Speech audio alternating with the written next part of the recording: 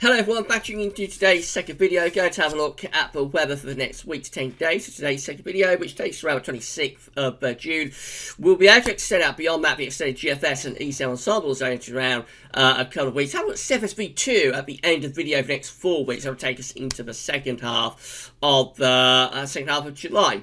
The ECM 30-day look ahead has been released. We're using a new version of the charts for that one. So we've moved over to Copernicus. And we're using the Copernicus website, and I think it's better than what we was doing before. I think there's more detail on those charts, give us more to interpret and to talk about. But let me know in the comments on that video what you think, whether you think that's an improvement or not.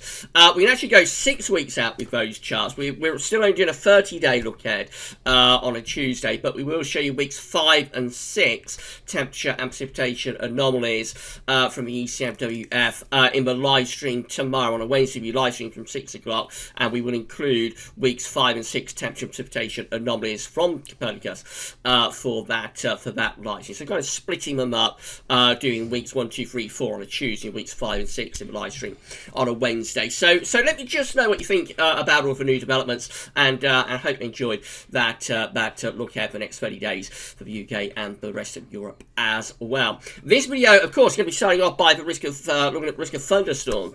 Big storms around yesterday. I think there was a supercell up in the northwest of England yesterday, I heard, and there are going to be more big showers around today, and more thunderstorms as well, so we'll have a look at the detail on that. We have got more severe weather warnings from the UK Met Office as well, so more about that for the start of the video. But before I do anything else, I'm going to say a big thank you to our latest YouTube channel member. So hello and thank you so much to Lloyd Girl. Thank you so much, Lloyd Girl, for becoming a GavsWeatherVids YouTube channel member. It's absolutely amazing, absolutely fantastic. Thank you so much, Lloyd, for doing that. And we've still got several more channel members to go. We've also got to give a shout out to Patreon, new patron, and also to a donor. You're all going to get your mentions and shout outs in the next few videos, the next couple of videos. I am running behind because I'm trying to give everybody their own individual video, but everybody will get their shout out. So just all bear with me, and you will all get your mention. But today's mention goes to Lloyd Girl. This video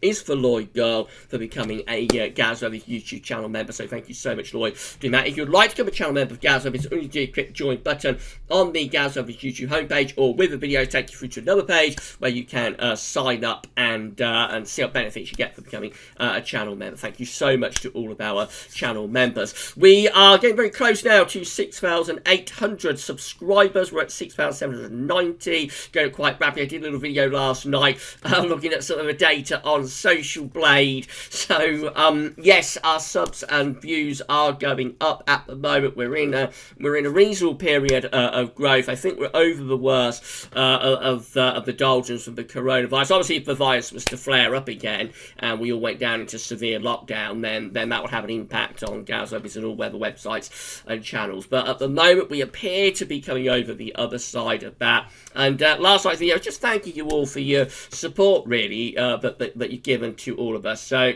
it's here on YouTube. Have a look and have a look at that. And it's really just me saying thank you to all of you. But please subscribe to the channel if you haven't yet. So we're trying to get 7k subs by the end of the summer. Social Blade predicts that we probably do it in August, but of course, I mean, anything could go wrong with that prediction. I'm always a little bit pessimistic, really, when it comes to predictions for the channel and for the website and whatnot. But we are in a period of growth, so thank you so much to everybody for your support, and a special thank you to Lloyd Girl. Yeah, thank you so much, Lloyd, for becoming a GavsWeatherVids channel member. Okay, then let's start with the radar picture. So already got more showers sparking off. So here we go again. This is radar from the weather outlook. We've got more persistent rain across northwestern parts of Scotland, heavy showers through northwestern England, some through Wales down to southwestern, 1 or 2 now sparking off through the West Midlands as well. We can already see some quite intense colours in that, indicating there's likely to be downpours, especially across southwestern parts of Wales, southern Wales, and down to southwestern parts of England. If we zoom in a little bit more, you can see the intensity of those colours, and down here as well, some pretty intense colours. Let's have a look at lightning detector, see whether that's flashing away. Yes, lightning is also getting going now across southern parts of Wales, one close to Worcester as well, one near Manchester again. So it was in the northwest England where we had that sort of supercell last night. Let's go down to southwest. You've got one sparking off near Plymouth too. So we're going to be big showers and storms around again today. We have got weather warnings from the UK Met once more. So this is the latest in terms of these thunderstorm warnings. Let's zoom in and have a look. So there we are. It's really again in the west. It has been in the west over the past few days. The risk remains in the west for today again. So Northern Ireland has a yellow weather warning. Also southwest of Scotland, northwestern England, the northwest Midlands, Wales, southwest England, more or less in exactly the same places that we had yesterday, but possibly a little bit further north, a little bit further southwest too. So they're saying a few places may see thunderstorms causing flooding and disruption. And what to expect flooding of homes, businesses can happen quickly. Lightning strikes, hail, and also strong winds are possible. Where flooding or lightning strikes occur, there is a chance of delays and cancellations, trains and bus services. Spray and some flooding, flash flooding, could lead to difficult driving conditions. Some communities might become cut off if roads flood, and power cuts are possible, as well as losses to loss of other services and whatnot. And this goes on into tomorrow as well. Let's have a look at tomorrow's warning. So there we are. Perhaps a little bit more widespread even than today. Tomorrow looks like it's pushing more into further east there, so through other parts of the East Midlands, for example, central southern England. And then on Thursday, there's a rain warning, not a thunderstorm warning, but a rain warning for southern England.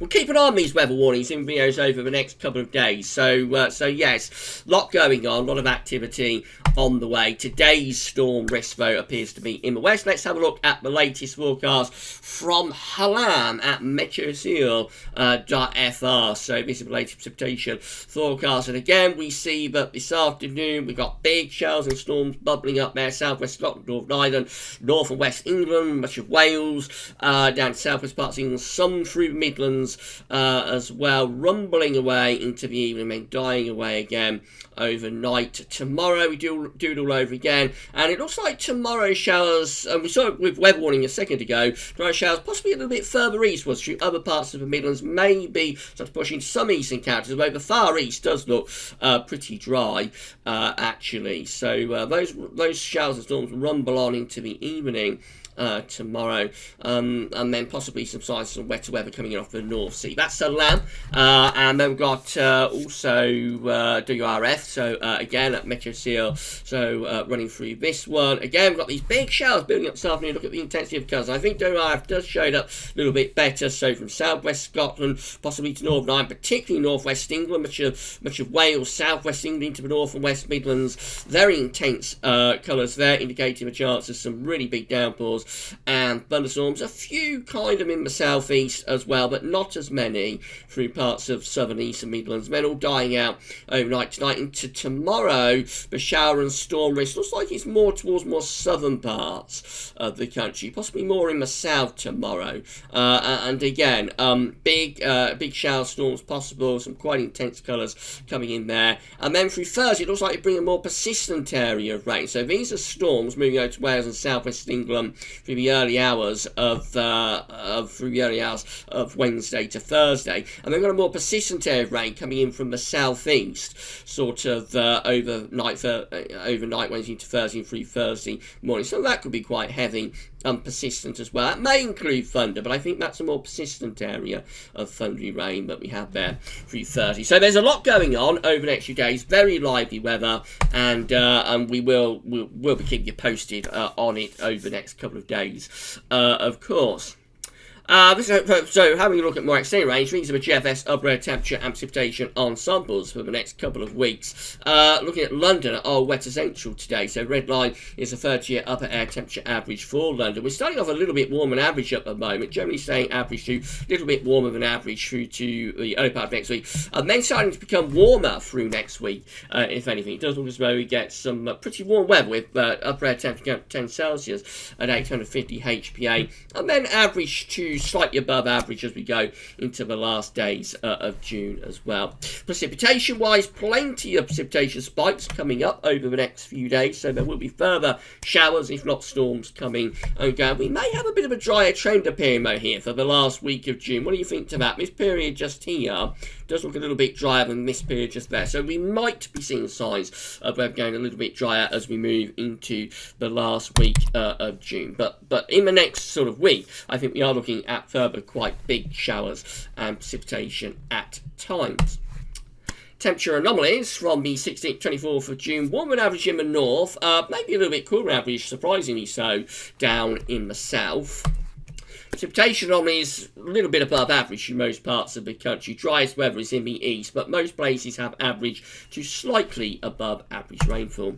This is how the UK Met model is looking for Friday. So on Friday, we've got a trough of low pressure out to our west, trying to build a bit of a ridge down to the south of the country. Into the weekend, on Saturday, we might get a little bit of an extension from the Azores High. That could give us a reasonably dry day on Saturday, but on Sunday, this next low comes in off the Atlantic. That could bring some wet and windy weather to the north and west, but down in the southeast, there it probably will be relatively dry, I would have thought, even on Sunday. Any rain is likely to be patchier down there. And by the time you get through to Monday, it's 144 hours as far as we can go for UK Met. Does look as though the Azores High could just be starting to strengthen a little bit. Maybe inching our way towards something a little bit drier and warmer next week with UK Met.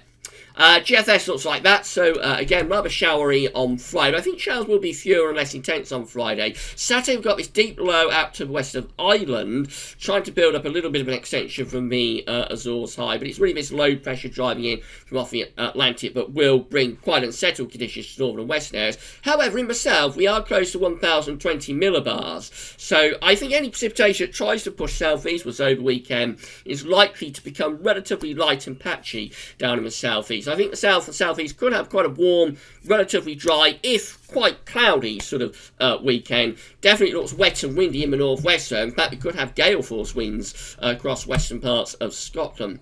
Early part of next week begins to get more influence from the Azores High, so that's starting to bring drier weather to many parts of England and Wales, and you would have thought temperatures are likely to be lifting up. That's Wednesday next week, under an area of high pressure from the Azores, so looking mainly dry at this point, and potentially very warm as well. Temperatures certainly into the mid-20s Celsius, maybe even a little bit higher than that. By the time you get through today, 10, just a little bit of a weakening of that ridge. This is 26th of June, just a bit of a weakening of the ridge, possibly suggesting a return of more sort of showery conditions. And then into the extended range with this ECM run. Overall, still relatively high sort of pressure, really, so nothing overly dramatic going on. No sign of a heat wave here, but no sign of anything really bad either. Just generally sort of averagey to warm, slightly warmer than average type conditions as we come to the end of June and beginning of July. Possibly going a little bit more unsettled there right at the very, very end of the GFS run. This is the GEM, so again on Friday, it's probably still showers around, but they shouldn't be as widespread or intense as previous days.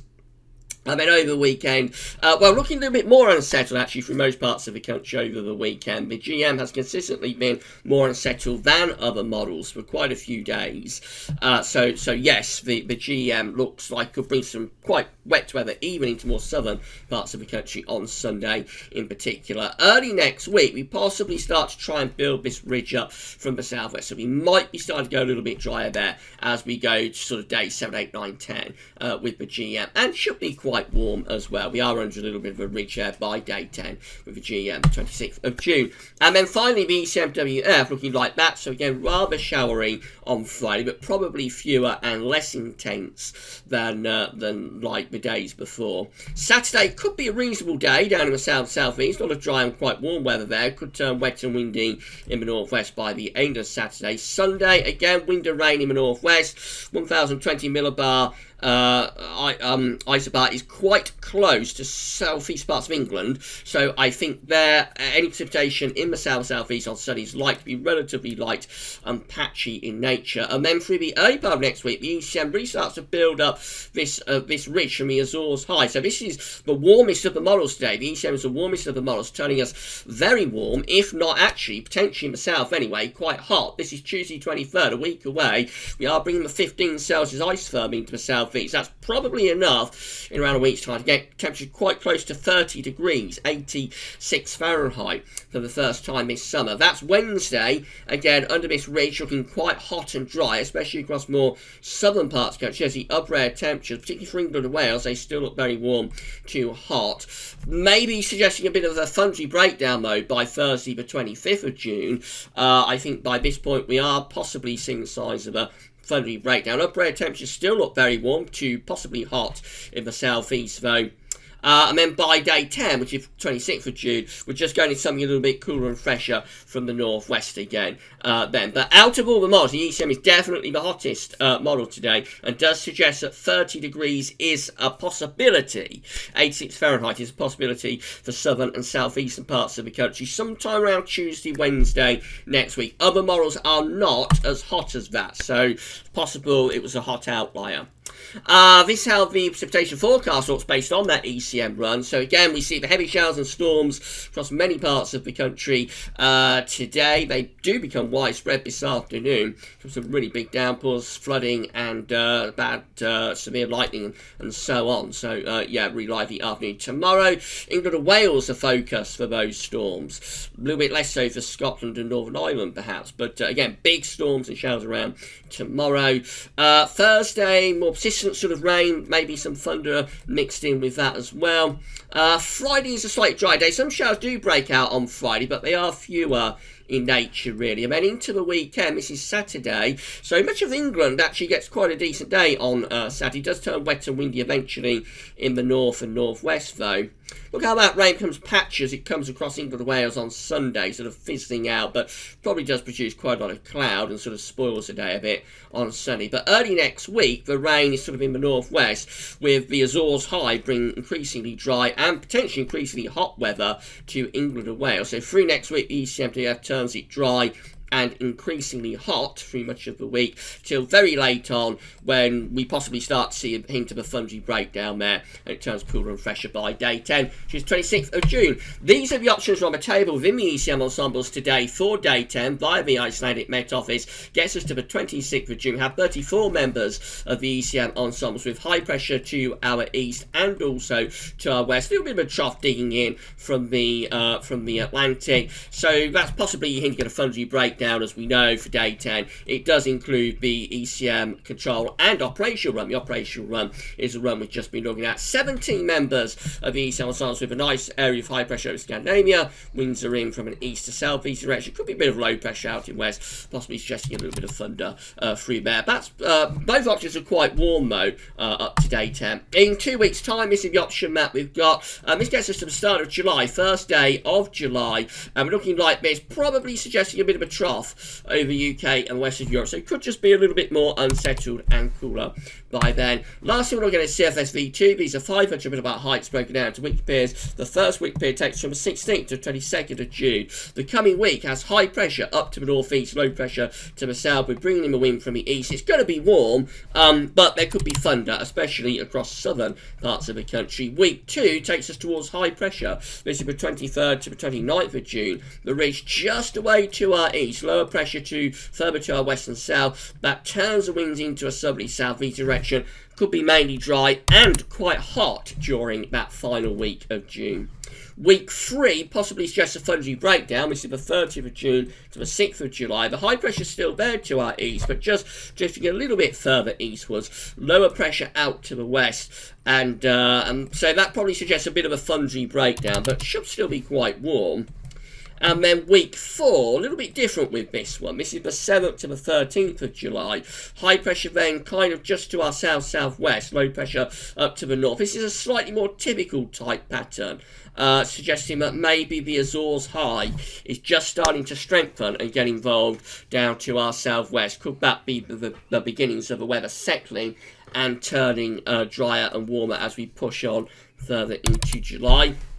We shall have to wait and see about that, but certainly that looks like it's the Azores High beginning to get a little bit more in control there by week 4. Very long way off though, of course. Right then, so we're still focusing on the showers and the thunderstorms for the rest of this week. Going to be more big downpours around, torrential rain, flash flooding, severe lightning, hail, thunder. It's all going to be going on. Not everywhere's going to get these storms, remember. They will be hit and miss. So some places will miss them. The further east you are, the greater the chance that you miss storms. Further west you are, the greater the chance that you'll get the storms. And then let's go through to the weekend, and next week we're watching out for a ridge to possibly start to build to the southwest. Could bring some much warmer and drier weather to southern parts of the country. May not completely settle down in the far northwest. The ECM is hot today for next week for 2 or 3 days, but it may be an outlier. Other miles are not hot as that. So that will be the focus increasingly in the videos over the next few days, I suppose. Right then, so that's it for your videos for today. Not for the updates though, because at GavsWeatherVids.com tonight we'll do a blog post where we're going to have a look at the ECM WF seasonal model for the next few tri-monthly periods. That's going to be on the blog from 7 o'clock tonight at GavsWeatherVids.com. Tomorrow we're going to have a 5-day forecast, a regular 10 to 14 day video update. I'll be live streaming from 6 o'clock, and within that live stream we will have a look at the ECM WF temperature and precipitation anomalies for weeks 5 and for week 6, which will take us into the second half of July. Let me know what you think about today's ECM 30-day look ahead and the change that we've made to the charts that we're using. But for this video, that's all for now, and thanks for watching.